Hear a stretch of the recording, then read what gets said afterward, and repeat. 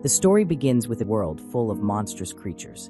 The government began to implement a policy of expelling foreign objects and monsters on a large scale. People called this practice monster cleansing. The young man who became known as the Demon Slayer now works in a circus. He doesn't actually work in a circus, but in an arena that used to entertain people. In the present day, we see that the leader of the circus has accidentally bought a captured goblin to use as a circus performer. In fact, in this circus, most of the performers are not human but demons and monsters. The next morning after the goblin has been obtained, we see the Demon Slayer going for a walk. On the way, he ended up being followed by a group of children. To scare them, he made a threatening move, and the children ran away in fear. After that, he bought a nice bottle of beer. During the walk, he saw some people beating up a poor animal, a cat. People believed that the cat was a demon in disguise, so as the Demon Slayer was nearby, they asked him to solve this problem. But he realized that it was just an ordinary cat, so he didn't attack it. Instead, he just ran it off. Although people like to see him fighting monsters, they are afraid to be near him. After all, even if he kills monsters, he's still one. That same day in the evening, he took to the stage again to perform. Coincidentally, the cat he had seen earlier appeared, but this time it really was a monster. After the performance, he left the stage and realized he was being followed. The follower this time was a girl, but she ran off. Not finding her in the room, he caught her by surprise. Curious, he wanted to know what was inside the cage she was carrying. When he tried to approach her, she reacted immediately by pulling out a gun. He wasn't intimidated by this toy and quickly approached her, managing to disarm her and easily overpower her. It was then that a voice from inside the cage asked him to spare the maid's life. The girl, realizing she was at a dead end, put the gun away and held the cage back. The voice inside seemed to know who he really was. The voice knew that the Demon Slayer was actually a half-demon, the result of experiments in which a demon was literally implanted in his body. That's why he was constantly struggling to keep his sanity. To make matters worse, using his demon power on a daily basis accelerated the process of being consumed by sanity. Knowing his situation, the voice inside the cage proposed a deal. When the cage was opened, it was revealed that the voice was that of a girl called Aya, only her head, as she is immortal. She explained that she needed his help to end her immortality, and in return, she would give him a way to prolong his life. Aya says that she has lived for more than 900 years, and that only demons could annul her immortality. However, the one who hurt her was a half-demon, and his power wasn't enough to kill her completely. A year ago, her body was stolen by another half-demon. She couldn't see his face, but she knew that he was commanded by an old foreigner who used a cane and had a hoarse voice. Now she was looking for this man. Although she was uncertain whether Shinachi would be able to kill her since he is only a half-demon, she still decided to ask for his help. Shinachi, who I'll call Shin, suggested that they go somewhere else to discuss the matter, as it would be problematic if the theater owner saw them together and forced them to perform again. During the conversation, Aya asked why he insisted on living, knowing that he would soon be consumed by demon. He admitted that he knew that, but he wanted to die in a way that he found amusing, by turning into a demon during a performance. It would be at that precise and beautiful moment that he could attack all the people who had always seen him as a simple source of entertainment.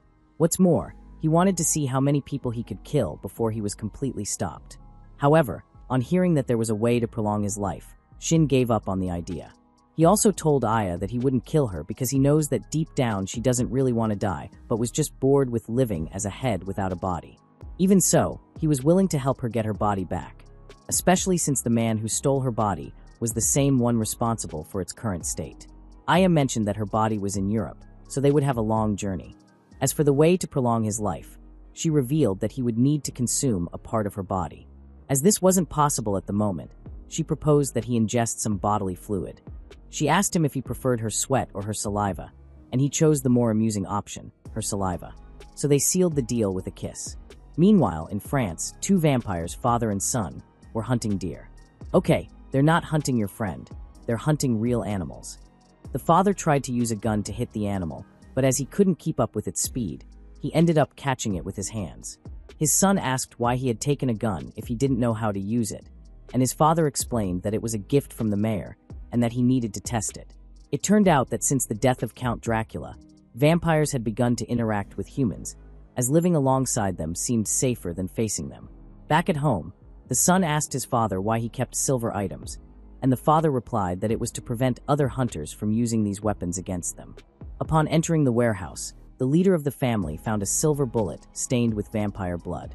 As a result, he began to search frantically for family members. He found the eldest son and the butler, who told him that his wife was in the bedroom and the youngest daughter was singing to the maid. There were no signs of intruders, but when he got to the bedroom, he was devastated to discover that his wife was dead with a bullet wound. A few days later, journalists started showing up at his house. He was Count Gode, and having lived for 20 years without drinking human blood, he had the rights of a normal human. However, there were still people who refused to accept their presence. Now surrounded by journalists, he initially didn't want to give any statements to the press. But a young woman called Annie, who was also a journalist, asked what he intended to do about the case. It was then that he decided to hire a detective, as he didn't fully trust the police. When journalist Annie heard about the hired detective, she suspected it was the duo Aya and Shin, who are now famous for investigating and solving monster-related cases. Then the Count confirmed that it was them, and although their identities and origins were somewhat mysterious, Aya and Shin were more trustworthy than the police. The scene then cuts to Aya and Shin being taken by carriage to Count Goddard's house. During the journey, Shin began to negotiate with the coachman, complaining about the bumpy ride and trying at all costs to reduce the fare. Aya asked him to stop bullying the poor man, but Shin insisted and managed to reduce the price by 1 coin.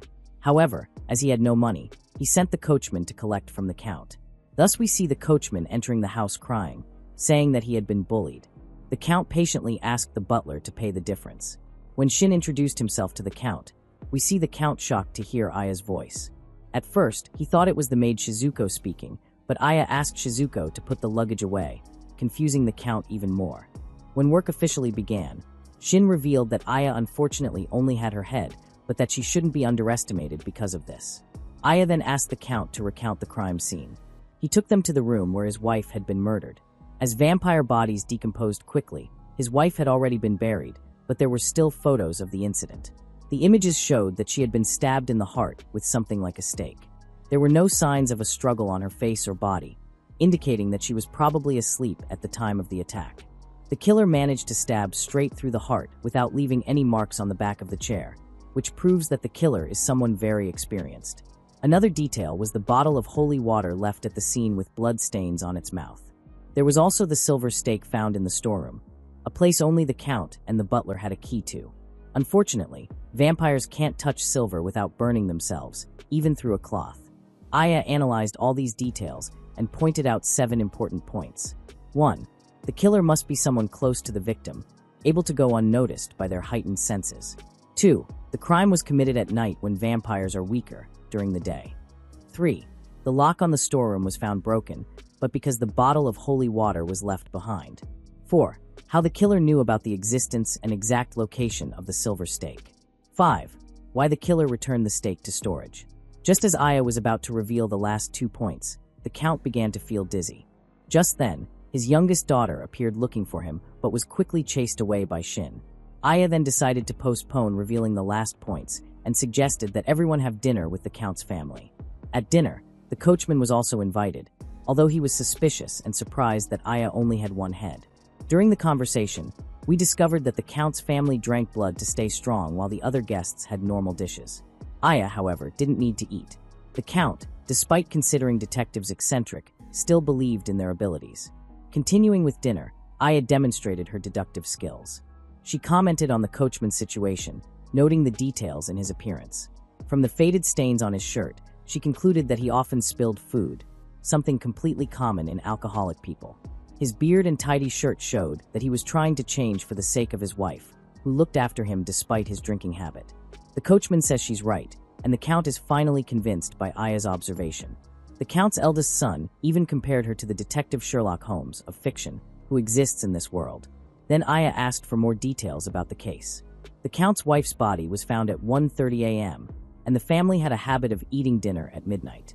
At 12:30 a.m., the Count's wife finished eating and went to her room to rest after the meal. The Count went to the library to meet his eldest son and discuss the administration of the city. The youngest daughter was also there, and then the Count went hunting. Before leaving, he went into the storeroom to get his equipment, and so far nothing seemed out of the ordinary. When he left, his second son asked to accompany him, and the 2 of them stayed together in the forest until they returned. During the hunt, he fired 3 shots at a deer, but 1 missed. The eldest son heard these 3 shots from where he was. After his father had gone hunting, the eldest son returned to the reading room and sent his sister to be watched by the maid.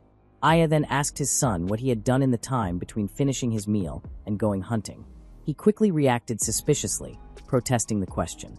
But Aya insisted, if he had nothing to hide, why was he so nervous? The second son finally admitted that at 1:30 a.m., he was only in his room and didn't hear any noise. Aya also questioned the maid about what she did between 1:30 a.m. and 1:30 a.m. Note: this appears to be a repetition in the original text. She explained that she was cleaning the house and that during this time, her youngest daughter was bothering to distract her. The maid played with the girl until 1:30 a.m., but she said that she left to go to the bathroom for a couple of minutes before returning. The youngest daughter confirmed this story. As for the butler, he claimed that he was organizing the Count's schedule and that he remained alone during the entire period. After listening to the explanations, Aya realized that the eldest son and the butler had no solid alibis, and this reinforced the suspicion that the murderer could be someone from this house. Aya had a clear reasoning. If the culprit was an outsider, how would he have managed to act without being noticed by all the vampires? The youngest daughter, unaware of the tension, ran out of the room, which made the maid chase after her. Aya then asked Shizuko to monitor the 2 employees while she continued her investigation. Aya later spoke to the eldest son, who denied any involvement. He was indignant, saying that he would never hurt his own mother.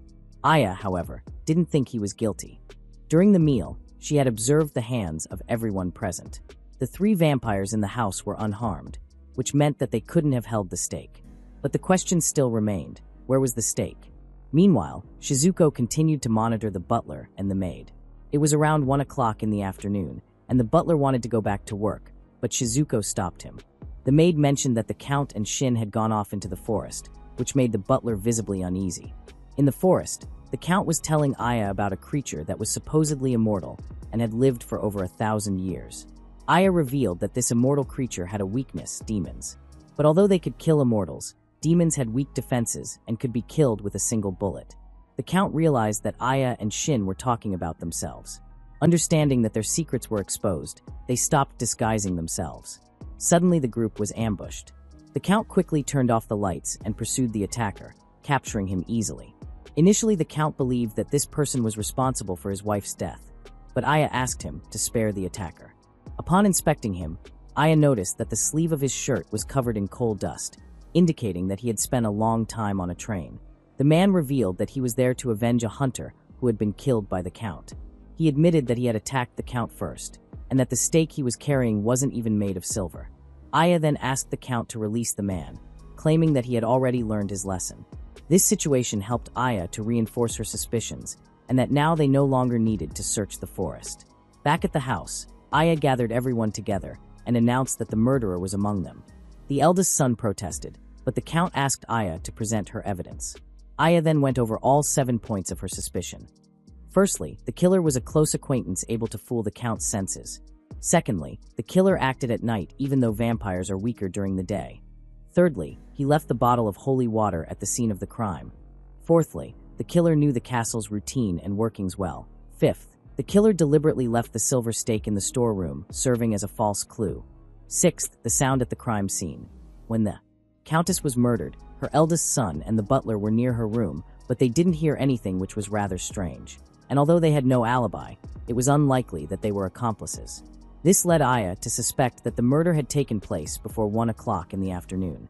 The killer must have used something to muffle the sound of the stake being driven in. The crime scene had only 1 coat, which indicated that the killer may have used only the force of his wrist to drive in the stake. But why didn't the culprit use a hammer, even though hammer noises were not uncommon, as the Countess always repaired furniture? Perhaps the culprit feared that the hammer would damage the stake. This led Aya to conclude that the stake used at the crime scene was not made of silver. The silver stake found by the Count in the warehouse could have been stained with blood as part of the act. So what material could cause the Countess's death and still be fragile enough to break with a hammer? Aya left this question aside and moved on to the 7th suspect. The bottle found in the Countess's room being the bottle that supposedly contained holy water. The bottle was dirty on the outside and didn't look like it had been used to hold real water.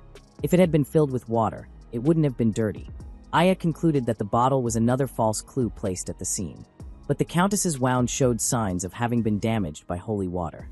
From this, Aya deduced that the culprit must have frozen the holy water in the form of a stake in order to commit the crime. The culprit wore a coat to the scene to avoid blood splatter, and the ice stake melted quickly, leaving only the injury to the countess's skin. The culprit took the countess's blood and waited for the count to go out hunting. Afterwards, the culprit went to the warehouse and staged the crime scene to make it look like the murder took place after 1 o'clock in the afternoon and not before. That way, the person without an alibi between half midnight and 1 o'clock would be the main suspect, and only 2 people fitted that profile, the maid and the second son. However, the culprit needed to be strong enough to drive a stake through the countess and also have time to create the fake scene, so the second son seemed to be the most suspicious.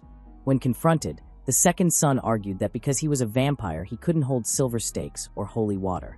That was true, but if the culprit had cut his own hand and let the wound regenerate, that would be completely different. Based on this, Aya concluded that the second son was the murderer. He became nervous and attacked Aya but was quickly restrained by Shin and thrown out. Aya explained that the motive for the crime was the second son's hatred of humans. He didn't agree with the count's stance on making alliances with humans, so he set up the whole situation to provoke a crisis. He must have been the one who contacted the hunter and created an opportunity for him to attack the count. He also stole the iron stake and the container used by the hunter, and as the family attended church, he easily obtained the holy water, which was placed in the container and left in the forest the night before to freeze. The finalization of this crime she has already explained to everyone. Moving on, the second son tried to attack Shin, but he was completely defeated, and while beating up the second son, Shin even told him his entire biography. After everything was settled, Shin went back to Aya. Aya and Shin were now ready to leave when at dawn the young journalist, Annie, showed up. She already knew the group and knew that Aya was just ahead.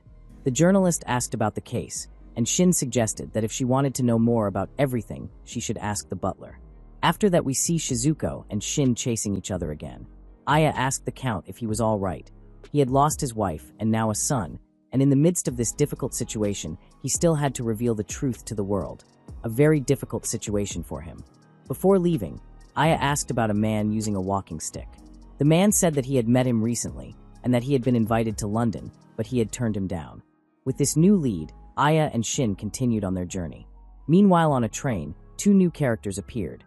One of them with white hair was known as the Phantom of the Opera, and the other, a blonde woman, asked the Phantom to steal a diamond from a London museum where Sherlock Holmes was working.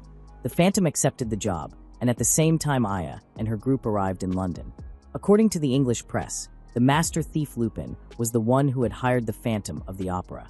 Journalist Annie also followed them there, and Aya's group went into a store to request a list of customers. When they left and entered an alley, 2 men tried to steal the customer list Shin was carrying, but suddenly they were intercepted by the police and taken to a car where 2 twins were also being held. Aya and one of the men recognized the twins as thieves due to their red wrists and the steel under their fingernails, indicating that they were carrying heavy ceramic items. The deduction was correct, and one of the twins ended up confessing. The newspaper reported that a figure known as the Iron Man was hiring detectives to investigate the thief Lupin who was planning to steal his treasure. Coincidentally, the 2 detectives hired were Aya and Sherlock Holmes himself, who were now traveling together in this vehicle.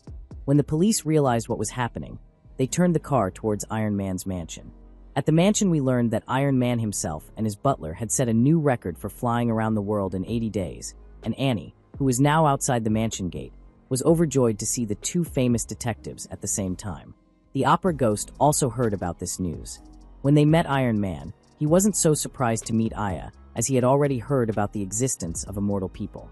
Aya, on the other hand, said that she only investigated cases involving monsters, so perhaps this case wouldn't be of much help to her. But to the man in front of them, the thief Lupin was no different from a monster, and the 2 detectives still thought that 2 of them for one case was overkill, but they continued investigating. By the time of the plot, Lupin had sent a letter announcing that between 11 and 11:15 on the 19th, he would come to steal the diamond called the Penultimate Night. The reason for this name was that the diamond was black, which was extremely valuable and had never been exhibited, being a piece that had always been kept in a fortified basement below the mansion surrounded by a large moat. It turned out that to the south of the mansion there was a normal canal and an underground canal big enough for one person to enter. Sherlock asked for the whole area to be closed off, and the diamond was now being protected by more than 100 guards and policemen, along with 2 detectives and 2 representatives of an insurance cooperative that had only been in existence for a year. According to Lupin's investigation, the cooperative had 7 super-skilled members who would do anything to protect their customers. These representatives wore white clothes and were incredibly efficient. The first to arrive to protect Iron Man was Representative Number 5 Reynolds, then Representative Number 7 arrived. Her name is Fatima, probably a member of the channel. As everyone arrived, Aya recognized that Reynolds would be the person who would get in the way of her investigation the most, since he clearly disliked Aya, and Shin since they are not human. Iron Man then took everyone down to the basement to show them the room containing the diamond. This place required 3 keys and 4 people to open the door, and the penultimate night was kept in a super elaborately designed safe. However, the diamond was only a synthetic product and didn't really have much financial value. Aya noticed that the safe was made of silver, a metal that both vampires and werewolves avoided, so she concluded that this diamond must have a very interesting history. It turns out that 20 years ago, a friend of this Iron Man found a diamond in a relic from the 16th century. He put the diamond in a safe and gave it to Iron Man, who took 10 years to unravel the sophisticated safe mechanism and recover the diamond. On the surface of the diamond there were inscriptions that Aya translated, specifically mentioning werewolf. After investigating the origin of the diamond, Iron Man discovered that in southern Germany there was a very prosperous tribe of dwarves who were completely exterminated by a tribe of werewolves. The dwarves were so resentful that in order to take revenge they left their descendants the location of the enemy's hideout by means of an unbreakable diamond kept in a silver cup which the werewolves couldn't touch. Now back in the room, in addition to the locks mentioned, the place had a microphone for communicating with the outside world and a spiral air vent in the ceiling blocked by an iron mesh to ensure that humans couldn't get through. With that, exploring the place was considered enough for now. Before leaving, Sherlock whispered something to Iron Man, and Shin asked Aya if she had any idea how to deal with Lupin, and she replied that she had a plan in mind. On the afternoon of January 19th, Shin's group went to sit by the river, and Aya said she wanted to visit a wax museum. So Shizuku went to get information with the help of a map. Meanwhile, Watson's assistant and Sherlock's brother realized that the person sitting in front of them was not Sherlock. They noticed this because this person's nails were too long and Sherlock Holmes' real nails were short. So the real Sherlock appeared behind them, and the person unmasked himself, revealing himself to be the master thief Lupin. Shin's group, who were following the map to the museum, decided to say hello to Sherlock, but realized that Aya had disappeared. Unfortunately, Shin ended up taking someone else's cage by mistake and was punched by Shizuku as a result. At that point, Lupin declared that there wasn't a lock in the world he couldn't break.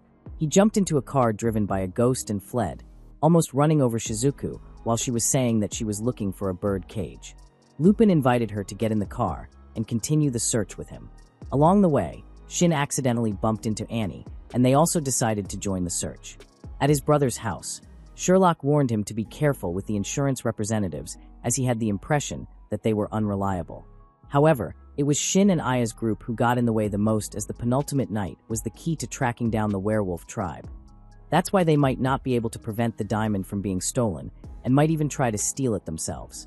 Meanwhile, the person who took Aya's cage by mistake realized his mistake, and when he saw it he was so frightened that he threw the cage into the street, causing Aya to be hit by a car. To make matters worse, the car she hit belonged to the criminal twins who had escaped from the police, and they had plans for Aya ever since they first saw her. Just then Shizuku arrived and saw Aya in the twins' car, so she veered off to chase them. Annie and Shin were searching nearby when they spotted Aya and Shizuku and started following them too. Shin jumped to the rooftops and went straight down to where the twins were. He managed to rescue Aya and return her to the cade. Lupin recognized the group as the messengers from the cade, while Shin recognized Lupin as he was wearing an outfit identical to Sherlock's. Shin quickly introduced himself using his famous nickname as the Demon Killer, and this name implied that he was stronger than Lupin, which made Lupin want to play with him. Lupin threw marbles on the ground and slid over them to attack Shin. The two wrestled and danced in the air for a while before returning to the ground. In the midst of these events, Shin was hit on the forehead by a marble, and as a result of his failure, he was punched in the middle of his jaw and fainted. That done, Lupin warned Aya's group to stay away from this subject, but he didn't know that all this was within her calculation. So they got close to the big moment, with the clock striking exactly 8 o'clock, and everyone having to go through a search before entering Iron Man's mansion. When the French inspector arrived, Sherlock tugged at his beard to make sure he wasn't Lupin in disguise before greeting him and taking him inside. When they entered the room, A's group had left a letter for Sherlock saying that they would be responsible for security there. Sherlock ignored it, thinking that only monsters understand what monsters think. Reynolds refused to stay in this dusty room and also demanded to keep watch on the floor. Sherlock knew that this was to make it easier to catch Lupin, so he let him do it. So only 6 people remained in the room, and there were still 3 hours to go. Even so, everyone decided to close the door early. Everyone sat around the silver cup, waiting to see what Lupin would do. At 10 o'clock, there was suddenly an explosion in the pit below, and on hearing rumors that an officer's uniform had been stolen, Sherlock immediately drew his gun and shot all the locks, rendering them useless. Now this room was completely locked, and no one could get in or out. Even if a locksmith was called in, it would take about 5 hours to pick the lock. Sherlock had this idea because Lupin had claimed that he could steal any lock, but that wouldn't be a problem if the lock itself couldn't be opened in the first place. The people around who heard this began to think that Sherlock really was a genius. At 11:55, as there were still no signs of trouble, Iron Man suggested that Sherlock and Watson get their hands on the safe. At 11:10, the room began to shake. The previous explosion caused water from the faucet to enter through the air vent, and Sherlock realized that he wasn't as clever as he thought.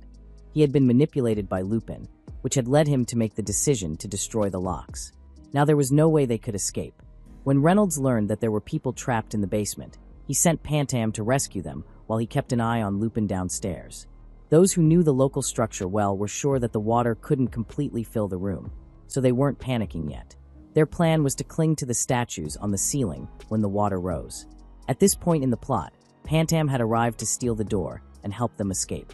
However, when all the water had drained away, the safe had indeed disappeared, and the exact time was 11:30. No one knew how Lupin had stolen the safe, although it was clear that it wasn't possible to enter or leave the room freely. They wanted to warm up first before going to think about what to do next. But when they returned to the fireplace and started planning, Sherlock borrowed handcuffs from the French inspector and handcuffed him. Sherlock knew he was Lupin in disguise because when he walked on the bridge, his footsteps didn't cause the bridge to creak, so his beer belly was a fake. Lupin then immediately confessed that the way he had stolen the safe was by passing a rope through the running water and inside the room. He tied the rope to the safe so that his accomplices could remove it. Lupin took off his mask but was still confident that there was something to be solved. Yes, it turned out that the safe didn't contain the diamond because Sherlock had changed its location, and the real diamond was well guarded. But when they looked, the diamond was no longer there. Lupin managed to keep it in his hand and used a smoke bomb to escape. Now the whole mansion was in chaos. Everyone was looking for Lupin, but he had escaped wearing a stolen guard's uniform. Lupin was described as a thief similar to a character from Japanese legend known as Ishikawa Gomen. He was caught and executed, so his followers were furious and decided to steal all the pots in the world. The restaurants faced the biggest problem as they ended up running out of pans for their businesses. Meanwhile, Lupin and the ghost met again, one with a diamond and the other with a safe, but what was in the safe was actually nothing. According to Shin, the way they caught the pot thieves was with someone sitting inside to travel, and now they used a similar method to deal with Lupin. After finishing the story, Shin bowed, and they revealed that Lupin had mistaken and for her at that moment, so she encouraged Shin to lose to make Lupin more confident. At dusk, she found Iron Man and asked him to hide her inside the vault. She had to keep the vault tightly closed the whole time she was hidden to wait for that moment, and that wasn't a problem for her, as she is immortal. Lupin knew that he had been exposed, but he was confident that his ghost would take care of Shin, but the ghost had run away, forcing Shizuko to chase him. Reynolds also arrived and demanded to deal with everyone at once, but suddenly the bridge outside was destroyed, leaving them with no escape routes. However, it wasn't Lupin who had destroyed the bridge, but the man carrying the M-shaped staff. The members of his group were all non-human creatures, and he only wanted the diamond, so how everyone would be treated was up to them. They then split up to massacre everyone. Reynolds attacked Lupin but also aimed at Shin. He had to dodge and use Lupin's escape as a distraction to avoid Reynolds' attack. In the meantime, Shin chased Lupin and demanded that he return the diamond, so to throw Reynolds off, Lupin ended up throwing the diamond away, forcing Reynolds to chase after it while Shin continued his pursuit. Meanwhile, Sherlock and Dr. Watson arrived and learned about the confusion from A. And after hearing about the attack by a mysterious group, Aya asked Sherlock to take her along as she believed his knowledge could help in this case. At another point, Phantom, who had managed to escape from Shizuko, ended up meeting another phantom, and he was being chased because his name was on a list of targets that needed to be eliminated. The phantom drew 2 crossbows and forced the other phantom to reveal his face, and even though he tried to hide, it didn't help as the phantom kept firing straight arrows. Meanwhile, Sherlock and Aya arrived at the library where several people had been massacred. Sherlock recognized the person responsible. He was Alistair, a person famous for having recently been involved in fanatical cults that performed brutal rituals all over London. He soon realized the finger-snapping trick, which was actually used to throw a poison needle, and realizing that Sherlock and Aya had discovered his trick, Alistair decided to eliminate them. Elsewhere, a French inspector accidentally bumped into a vampire woman. She wasn't intimidated by his weak weapon, but before he could be attacked, Shizuko showed up to help. However, Shizuko was still focused on her mission to find the phantom, and when she asked the vampire if she knew anything, the answer was negative, so Shizuko decided to leave. But she was stopped by the vampire, who decided to attack her. Meanwhile, the chase between Reynolds, Lupin, and Shin continued. The 3 of them ended up on the outskirts of a church, and in the middle of the confusion, the diamond fell inside. At this point, Lupin suggested that he and Shin cooperate, but Reynolds showed up, and Shin began to distract him with his small talk, taking advantage of the situation as Lupin dropped an entire piano on Reynolds' head. On the other hand, Phantom began to use the darkness to his advantage to trick the other Phantom, who was already extremely skilled at manipulating sound, and this made it difficult for the Phantom to locate him and make an effective attack. Shizuko, for her part, was losing ground in the fight against the immortal vampire, and although she had silver weapons that could hurt her, the problem was actually managing to hit her. To make matters worse, what Shizuko didn't expect was that the vampire's blood was poisonous, and after being wounded, Shizuko was contaminated by the poison and ended up under the vampire's spell. Meanwhile, Sherlock, after a magical firefight, began to run out of ammunition. I seized the moment to ask why there was such a rush for the diamond. The enemies then explained that they needed the artifact to locate werewolves and increase their power. During the conversation, Sherlock used his cane to knock over a needle that was pointed at him and managed to get an antidote. Just then, however, Alistair's mentor appeared. Sherlock recognized him as none other than Professor Moriarty. Elsewhere, Shin was still trying to survive, but Reynolds was still alive. Suddenly, the ghost and phantom landed in the same place along with another member of the professor's group. This new member used magic to steal the diamond and quickly got rid of the 2 insurance representatives. Realizing that they had no chance of recovering the diamond, Lupin and Phantom decided to run away. Aya was shocked to hear the name Moriarty. He was known as the leader of a criminal organization that should have died out years ago. But as it turned out, Moriarty had survived and had spent the last 8 years creating an even more powerful gang, gathering supernatural beings, and even hiring an unexpected ally. This ally was none other than Jack the Ripper, who was now face to face with Shin. During the conversation, Shin realized that Jack was very similar to him in some ways. Moriarty then explained that he and Jack had gone to Japan in search of species of demons and immortal people. The aim was to transplant cells from demons and immortals to create powerful warriors with incredible regeneration. Moriarty said that he used Aya's body as the basis for his experiment. He discovered that her body was actually a hybrid with demon cells, and Aya confirmed this, saying that she hated the person who had given her this immortality. Now, with the success of the experiments, Moriarty made Jack immune to the side effects of the demon cell and began using his body to make new implants. Jack now possessed vampire characteristics, but without the silver and sunlight weakness. Now he also sought to acquire the abilities of werewolves, becoming a practically invincible creature, an immortal Noid with demonic powers, vampiric regeneration, and absurd strength. But even with all that, Jack had a weak point, which was Shin himself. And although he defeated Shin with brute force, his blows still managed to cause injuries that hindered Jack's regeneration. That's when Jack recognized Shin as the specimen that escaped from Moriarty. On the other hand, Shin remembered Jack as the man who always accompanied Moriarty. Shin revealed that he had chased Moriarty and his gang there for one purpose only, to confront them. On hearing this, Jack decided to ignore Shin instead of trying to kill him, at least for the time being. On the other side of the screen, the vampire was trying to seduce Shizuko, and in one swift movement, Shizuko grabbed a crucifix that was nearby and used it to stab her, causing the vampire intense pain and making her furious, wanting to finish Shizuko off immediately. Before the situation could get any worse, Jack set off a flare, indicating that it was time for everyone to get out of there. The professor, realizing that Jack had gotten what he wanted, called Alistair and Franken to leave as well. Before leaving, he revealed the name of the organization he was creating, called Nightfist. Shin, on the other hand, ended up reuniting with Sherlock, Aya, and the rest of the group. Shizuko also returned safely, and no one knew where Lupin had fled to, but Sherlock deduced that he had used the sewers as the water in the moat had partially drained, allowing him to escape. As for the safe, Lupin had apparently taken the opportunity to steal it. However, Shin stated that he wanted everyone to watch his next move. Meanwhile, Jack returned to the organization with a diamond in hand, ready to show it to the teacher. But before he knew it, his clothes were torn, and Shin had managed to grab the diamond quickly. Aya, for her part, decoded the poem related to the object. She asked Sherlock to hold the diamond against the light, which he did, and a line of text appeared inside the crystal, revealing that the so-called Fong Forest seemed to be where the werewolves lived. Shin remembered something similar that Jack had done, suggesting that the Nightfist organization might also already have this information. Years ago, two werewolves, a mother and son, were hunted by villagers. To protect themselves, they hid in a tower, but the villagers set fire to the place and tried to kill them. In the present, Aya's group set off for the Fong Forest, located in southern Germany. Aya warned the group to be careful, as they could be ambushed by members of Moriarty's organization. She also shared her previous experience with werewolves. They could transform into three forms. The first, the human form, in which they were practically normal human beings. The second, the man-beast form, where they had slightly superior abilities, and in full wolf form, their senses were highly enhanced, and their skin became so resistant that ordinary shots had no effect.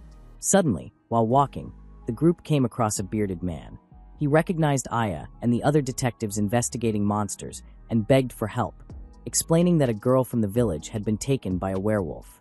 When they arrived at the village, they noticed that the locals were avoiding them. They asked the man to tell her the story.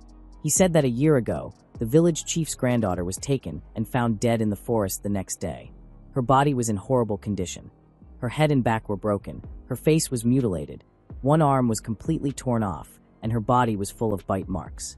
4 months later, the miller's daughter was the next victim, found in equally terrible conditions. Then another 4 months passed, and the flour mill owner's daughter was killed in a similar way. All these attacks took place on rainy nights. Now, the day before, another girl had been taken, but this time it hadn't rained. The girl's father broke down the door to try and save her, but the culprit escaped through the window with her. It was said that 8 years ago, the villagers had driven the werewolves out of the village before anything like this happened. Now, at the church, the father of the missing girl accused a stranger of being a werewolf, but there were 3 outsiders in the village, making it difficult to support this accusation. Aya and the group arrived at the scene of the crime, and she asked no one to look at the state of the missing girl, but the curious couldn't resist and were shocked by what they saw. The girl's father called Aya a monster, but ended up accepting her help because she was the only one who could solve the case. Upon investigating the scene, they realized that everything was very messy. The fireplace hadn't been used the night before, indicating that the culprit had broken in. Based on the size of the footprints and the clues, she deduced that the culprit was in the form of a beast man. So, they asked the bearded man to bring back the teeth marks from the previous bodies and asked Shizuku to find a ball the size of a head. Afterwards, she asked the girl's mother what they had done the night before, and the woman explained that they had followed their normal routine and that one of the windows was locked while the other, which was broken, had recently been repaired and couldn't be opened, thus making the culprit's escape route clear. Shizuku arrived with the ball and climbed onto the roof to look for tracks but found nothing. Aya asked her to throw something on the ground, raising a cloud of dust. The bearded man brought the teeth marks, and Aya concluded that the culprit was not an uncontrolled werewolf, but someone acting with full reason. There was blood on the bed but not on the escape route, suggesting that the culprit had taken the girl in a bag. In addition, the lock on the storage room was broken. This same warehouse had been broken into a year ago when weapons and ammunition were stolen, coinciding with the first attack, and this connection needed to be considered. The whole group went to the house of the village chief, who had more information about the forest where the werewolves supposedly lived. He also knew about the German Tia, and they decided to negotiate with him. She would solve the wolf case in exchange for information. According to the village chief, there were 3 suspicious outsiders: a doctor, an engineer, and an artist. They were all outsiders. To identify werewolves, they used to use scented flowers or knock on pots near their ears, as their senses were extremely acute. However, the 3 showed no reaction to the test. Werewolves can control their blood, their reproduction, and their characteristics, which has meant that modern werewolves no longer fear silver and holy water. So now, the only way to eliminate a werewolf is to kill it in its human form. But if the Werewolf King is born, all conventional methods will become ineffective. The Werewolf King is a legend about werewolves who end up giving birth to an individual considered to be a god of the werewolf clan. He had already seen werewolves immune to silver in the past. A werewolf mother and son had come to the village and deceived everyone. But fortunately, the little girl Louise, who had just been kidnapped, discovered them and helped drive the werewolves out of the village. Since then, the girl had been considered the guardian deity of the village, and it was a shame that now the girl had also been kidnapped by an unidentified culprit. To find out more, the group of messengers went to the engineer's house because some 13 years ago, he had found a pregnant and injured woman deep in the forest. He learned that the girl's name was Rosa, and he thought she was a servant from some family who had an affair with the boss and was expelled. At that time, the villagers were quite tolerant, so he took her home. Half a year later, she gave birth to a daughter called Judd. Rosa lived mainly at home and was an intelligent and religious person. Their life was peaceful until one day. Due to their similar appearance, Rosa mistook Louise for her daughter and revealed her identity as a werewolf. The villagers burned the mother and children alive, and the engineer himself confirmed the two skeletons of the werewolf mother and child. The engineer trusted the doctor, so there was only one suspect left, the female artist. The group of detectives then went to the artist's house. 5 years ago, she came here to paint waterfalls, and as the landscape was very beautiful, she had stayed here ever since. The parents of the victims asked her to paint portraits in memory of their children, and in the artist's opinion, the culprit seemed to be just a wild wolf. Occasionally, early in the morning or at sunset, she had seen a wolf with a golden coat. Only she saw the wolf because she lived on the outskirts of the village, so now she too had become the main suspect. It wasn't clear whether this artist was guilty or not, but Aya knew that she lied about living in a family of artists and graduating from art school.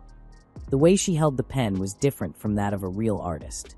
So, I noticed she had to explain that, as she was now an orphan and often discriminated against.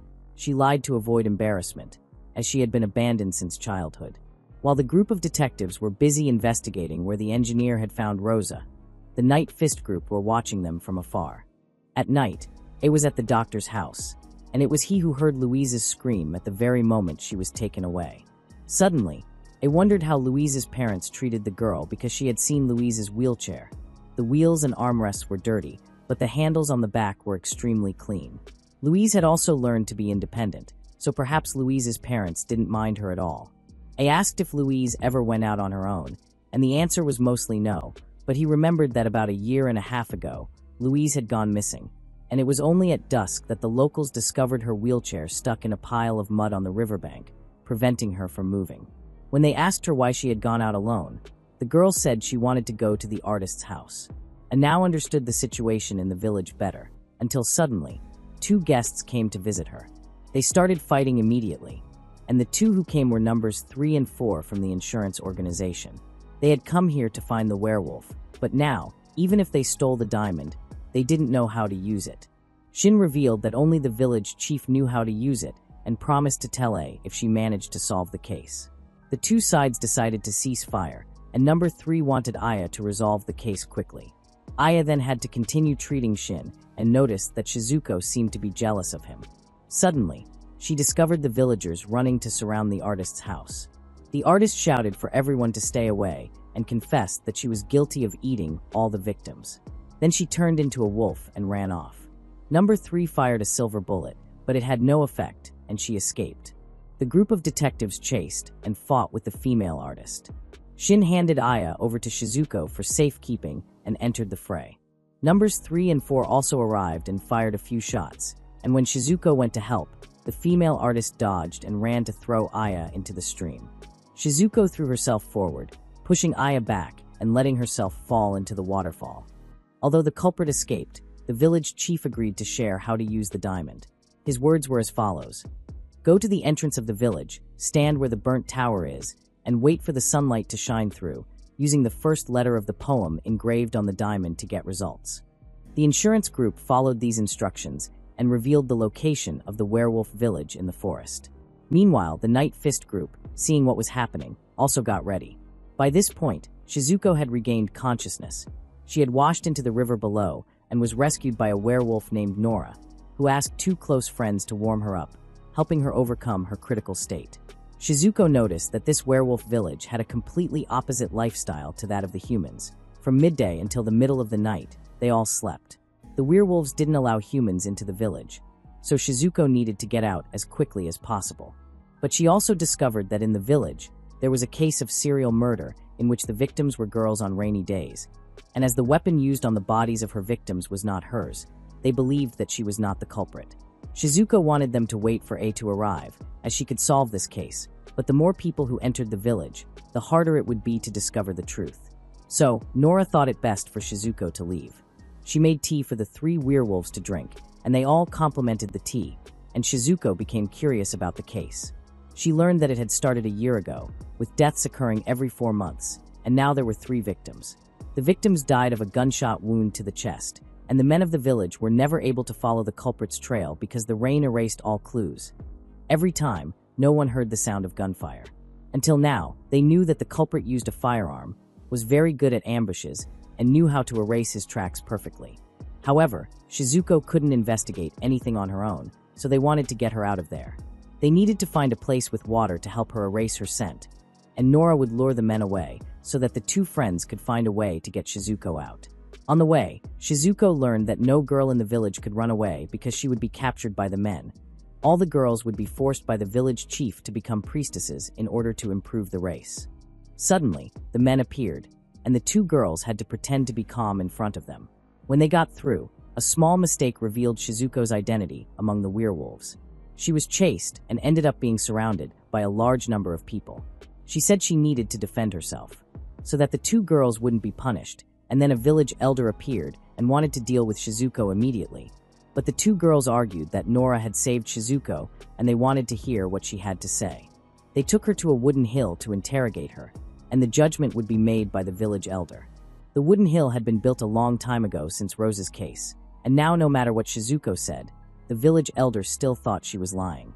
The 2 girls also spoke up in Shizuko's defense, and suddenly, in the middle of the trial, everyone heard the sound of a gunshot. The whole clan rushed into the forest and found Nora dead, shot, and although it wasn't raining, they still couldn't find any trace of the culprit. The elder blamed Shizuko again, but the men said that she had been on the wooden hill the whole time, so how could she have done it? The werewolves didn't know what to do, so they let Shizuko examine the scene. There was very little blood around, so Shizuko deduced that this was not where the culprit had acted. Nora's body was wet, but her clothes were dry, which meant that she had gotten wet somewhere else before putting on her clothes. And then she was shot, and her body was moved to the scene. There was a shot mark on a nearby tree, which indicated that 2 shots had been fired, but only one had made a sound.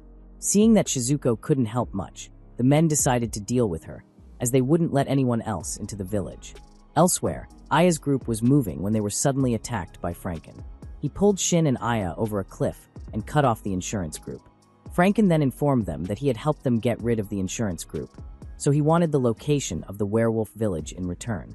And now, even though he knew the location, Franken still feared that Shin was lying, so he demanded the diamond as collateral, promising to return it if they met at the werewolf village.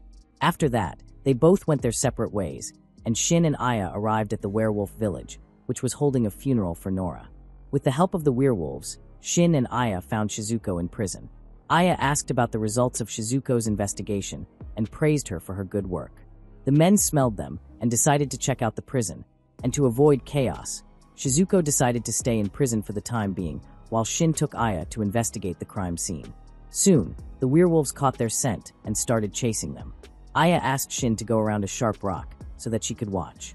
Aya helped Shin find a switch, and they both managed to get into a tunnel before the werewolves caught up with them, which was exactly how the culprit hid his tracks after each crime. There was still blood on the spot, and the culprit's gun was there too, so the victims must have been killed there and their bodies brought to the surface. A recognized the gun as the same one Louise's father had lost in the warehouse. Moving on, they discovered a trail of Nora's blood in a lake in one corner. It looked like no one had ever been there, and on the wall, there was a carved schedule. They needed to dig deeper to find out more. Meanwhile, someone in the human village accidentally discovered Louise's body. The group of detectives found the artist's body next to a tunnel leading to the human village. Now Aya understood that Rosa had used this tunnel to reach the human village years ago. They both found their doctor uncle again and learned that Louise's body had been found. When they met Louise's parents, Aya asked how they had treated Louise before she became the guardian deity.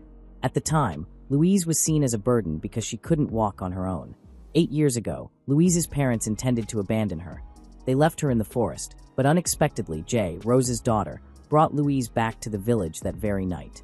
Louise then exposed the identity of her mother and her werewolf daughter. That same night, basically, Louise was abandoned, Jay saved Louise, and then Louise betrayed Jay in order to prove herself useful to the village and not be abandoned. Louise was very clever because if she hadn't exposed Jay's identity, the villagers would have investigated and discovered that her parents had tried to abandon her. I began to understand the situation and decided to return to the werewolf village once again. They both used the tunnel to return, and on the way, they searched through something. Numbers 3 and 4 also discovered the tunnel and decided to alert the whole village. The vampire had entered the village and started to corrupt it. Shin's group had already freed Shizuko from prison, and Aya wanted to go back to the village because there was still more to clear up. She asked the werewolf again if it was true that the villagers lived at night and lived apart. Even after the confirmation, she assigned Shin to distract the werewolves. When the men learned that Shizuko had escaped, they began to act. At the same time, Franken and Alistair, on hearing the howl, also moved immediately. Shin discovered that 3 werewolves were chasing him. He defeated them one by one using clever tactics. Aya had already arrived at the werewolf clan cemetery to find her final clue. At the same time, the werewolf village was suddenly set on fire. Numbers 3 and 4 led the villagers to take revenge on the werewolves. The 3 Nightfist members began to massacre the werewolves. Aya asked the werewolves to dig up Nora's body so that she could examine it, and while this was happening, Shizuko was ordered to go back and help the werewolves. Shizuko returned and found the remaining werewolves, but ended up running into the vampire. Number 4 now faced Franken and began a verbal duel. Number 3 confronted the magician, and after a while, A had understood the whole matter and was ready to return to the village and explain everything. Meanwhile, the other 2 were fighting. Number 4 chained Franken up, but Shin showed up to help Franken. Unfortunately, Number 4 was very skilled with chains, which made it difficult for Shin to deal with them. Seeing Shin in trouble, Franken tore off his own arm and threw it at Shin, who kicked it to knock out the young man who had arrived. Franken demanded that the diamond be returned and asked about Aya's body. It was then discovered that it was still being preserved in the Nightfist nest in London. Meanwhile, Number 3 and Alistair were still fighting from a distance, and Number 3 threw a shovel up and fired at an angle, managing to hit Alistair with a ricochet. It was at this point that the vampire realized that Shizuko wasn't wearing any underwear, but she preferred not to comment on this. The vampire informed Shizuko that as she had already been exposed to his venom, she now had antibodies in her body. Shizuko wasn't sure if this was true, so the vampire gave her a small mark on her leg, and Shizuko fell under the spell again. But then the vampire informed her that he had been telling the truth, and that it was just an illusion. The vampire then left, sparing Shizuko this time. On the other side, Number 3 thought he had defeated Alistair, but he had switched bodies and gave him a needle. Meanwhile, Shin and Aya went to meet Shizuko again. Shin wanted to solve the case, but Aya had something else for him to do outside. The people of the 2 villages were preparing for a general fight, and finally, Aya arrived and asked everyone to stop. She announced that she had found the culprit in both cases. The perpetrator was right on the wooden hill, which was both Louise and Nora, none other than Rosa and Jay's daughter. Returning to the crime scene, or the room where Louise was caught, the evidence showed that no one had entered the room, but there were traces of someone jumping out of the window in the shape of a wolf. The footprints in the fireplace should have been covered in dust if someone had come in through the chimney, but the area was all clean, so it could only have been staged. When Aya heard that Jay and Louise looked alike, she suspected that the Jay from the past was still alive. That night, the artist who turned into a wolf was actually Jay in disguise because the teeth marks on Shin's leg matched those of all the cases in the human village, and from the looks of it, the artist was killed right after she and Shin left the investigation. As for Nora's body found last night, she was actually killed in the cave because if humans were passing through there, they would need a lamp, and lamps attract moths down there, and only werewolves can walk in the dark without getting dirty with dust and moths. So Nora's body was also created by Jay. The person who lived in the cave and was shot dead by Jay was quite short and had lived there for a year and a half, coinciding with the period when Louise disappeared before. Therefore, Aya was sure that the person killed last night was Louise and not the Nora they knew, because both beings were very similar. In short, years ago, Jay was helped by Rosa to escape to the werewolf village and changed her name to Nora, but also played the role of Louise to live in the human village. In total, there are 5 reasons for Aya to say this. Firstly, the 2 villages hardly interacted with each other. Secondly, the tunnel helped Jay take a little over an hour between the 2 villages. Thirdly, the living hours of the 2 villages were opposite. Fourthly, Louise usually had little interaction with the village, and Nora lived alone, so no one would recognize them. Fifthly, there was a lake in the tunnel, which helped Jay to erase her scent, allowing her to switch between her 2 identities. When they returned to the human village, Louise's body was discovered. Jay had dug up Louise's dead and chaotically torn body and then hidden the bullet wound. In other words, the fact that Jay was alive was what was really causing the problems in both the werewolf and human villages. A thought that Jay had become too obsessed with revenge because 13 years ago, Rosa had escaped from the werewolf village, gone to the human village, and several months later, the name Jay was born.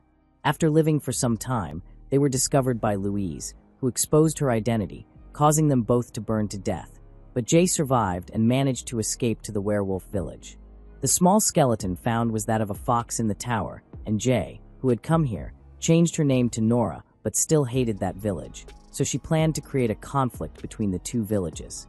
Then, a year and a half ago, Jay kidnapped Louise, but Louise also hated the village, so she agreed to help Jay get revenge. So Jay lived with 2 identities and gathered information. A year ago, she caused back-to-back murders to increase the hostility between the 2 villages and staged events to cover her tracks. But when the group of detectives arrived, things started to go wrong. Jay had chosen the artist to frame and then fled, so she saved Shizuko and deliberately planned for Shizuko to be exposed. And while the whole village was being interrogated, Jay went to the tunnel, killed Louise, and brought the body there to create a fake crime scene. She shot at the tree to help Shizuko not be suspected as the culprit, and when everyone thought she was dead, she had gone to dig up Louise's body to take it back to the human village, and then opened a hidden path to bring the 2 villages into conflict. But Jay thought it was screwed. She then went out and found Shin in the tunnel. He was waiting there to catch her, but she revealed that it was actually the werewolf king. So she blew out the candles to ambush him, but he managed to knock her into the lake and tied her up while her fur was swollen. Aya arrived and reported that the 2 villages had sorted things out. Aya now wanted Shin to free Jay because she had reasoned incorrectly. Jay didn't carry out the plan out of revenge, but to free the women from the cruel fate set by the village elder. The fact that she was both the Wolf King and a woman made it difficult for anyone to imagine what her fate would be later on, so she wanted to free people like her from this cruel fate and help them escape. She was suddenly reusing corpses from the human side to fake deaths on the werewolf side. She saved 3 people, sacrificing another 3, and because she had come to the wrong conclusion, Aya promised to let her go, and if there was a chance, they should meet again. Aya felt that this was the first time she had been wrong and let a criminal go. She knew that the 2 villages had learned their own lessons, but she was sure that nothing would change.